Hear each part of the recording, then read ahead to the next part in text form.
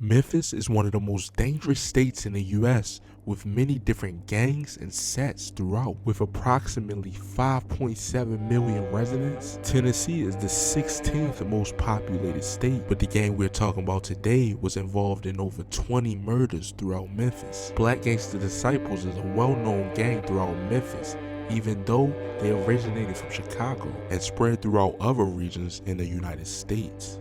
It's like every major city took all their gangs, put it in a toilet, flushed it, and they came out in Memphis. Including the greater area of Memphis. This gang has also been involved in numerous indictments for drugs, murder, and violence. It all started around the 1990s, where crime was going up in Memphis, where the police department couldn't control it. 1993, George Hewlett, aka GTrain, from the LMG set, was 23 years of age and was the leader of LMG at the time. From Lemoyne Garden Projects to love murdering gangsters. GD, short for Gangster Disciples. LMG added a K to it, GDK, Gangster Disciple Killers.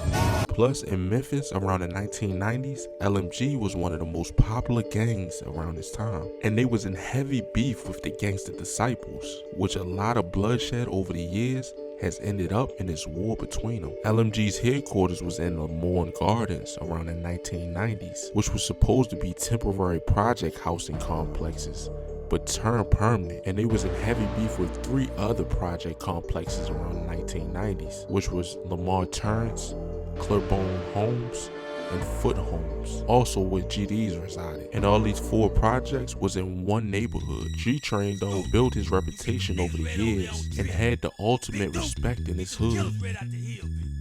Say Rock, you call the rest of them motherfucking soldiers until we meet on Porter Street, cause the shit finna go down. Take a ride, take you out with my murder. He even bought a nightclub and a barbershop in the neighborhood, and the nightclub is where they held gang meetings at. And in the early 90s, G-Train's brother almost got beat to death by the Gangster Disciples, which started an even crazier war between LMG and the GDs, making the violence and the murder rate go up in the Memphis area. And by 1979, LMG was untouchable and was in a crazy war with the Gangster Disciples. And by then it was 2 leaders controlling the streets, named G-Train and the rival gang leader from the Gangster Disciples named Daryl Jordan, aka Cowboy. And these 2 people have been trying to control the streets for many years until Cowboy changed his direction and tried to rob some LMG members. And one night, Cowboy was smoking weed on the streets and G-Train pulled up, and that's when the 2 started talking. But this is where things went left. Then guys went to jump out of G-Train's car and shot Cowboy 12 times. But this is where things get even crazier, because after LMG shot Cowboy, they fled the scene and the cops were called, and Cowboy was still alive when the cops arrived. And he told the cops that G-Train had shot him, plus the police had eyewitnesses. But when the case went to court, no one had any eyewitnesses, or none of them wanted to come forward because they were scared. LMG had a motto: for whoever was in their way would be taken care of, including witnesses. And now that the prosecutors didn't have any eyewitnesses, the court could not find enough evidence to put on G-Train, and all charges were dropped and he walked a free man. And after this trial, everybody pretty much knew G-Train, including officers, people around the neighborhood, and other gang members. This made G-Train feel even more invincible. But only about a year later, in 1998, officers responded to a call of gunshots, and when one officer arrived, he found G-Train standing over a dead Gangster Disciple after shooting him. The officer then got in his car and chased G-Train. G-Train was under investigation for this event, but was still in the streets. But on November 10th, 1999,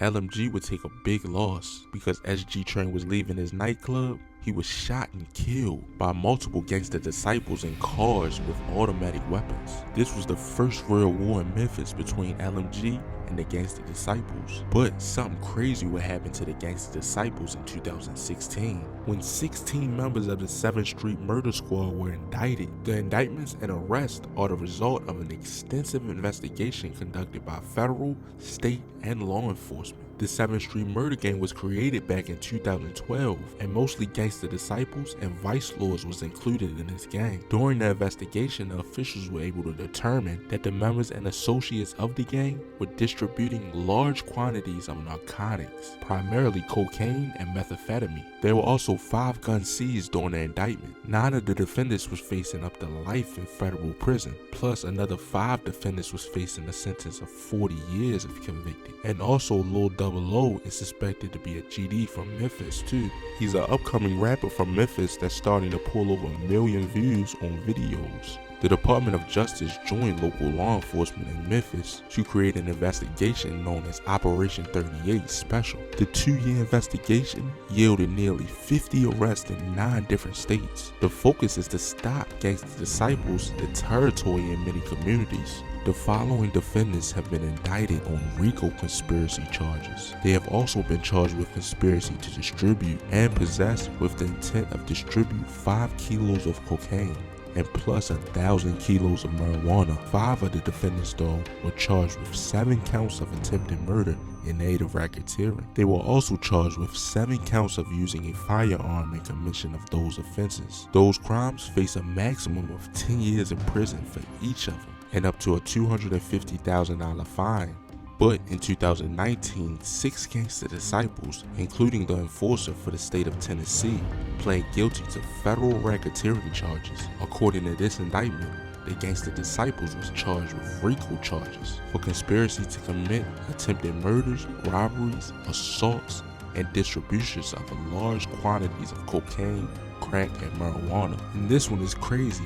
In 2021, a gangster disciple from Tennessee who was a hitman was convicted of murder and killing a witness, plus other violent crimes. Brandon Hardison, who also went by Creeper the Reaper, him and 12 other gangster disciples were convicted after an April 2019 trial for drug trafficking, RICO conspiracy, and plus other crimes. Henderson murdered a gangster disciple associated with failing to repay drug debt, and this happened on January 6, 2012. Then after that, he shot and killed the associate's girlfriend. But then after the murder, Henderson got some other gangster disciple members to dispose of the weapon. Plus, committing these murders made Henderson have more status as a gangster disciple. It all happened on January 6, 2012. Around 10:32 p.m. Officers responded to a call that a man had been shot right inside of a house on 1114 Main Street. But when they arrived, they found a female and a male deceased from gun violence. His name was Derek Sheridan and he was only 23 years of age. And after he was appointed to the regional chief enforcer,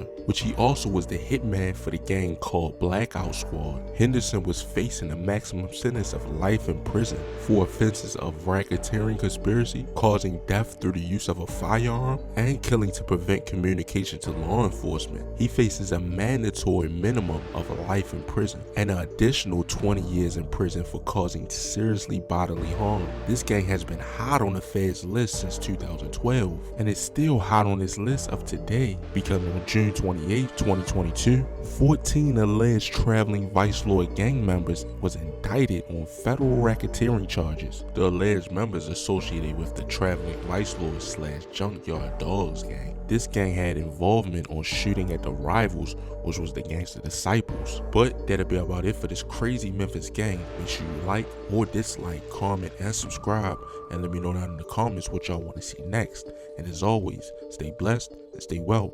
Yeah, I'm out.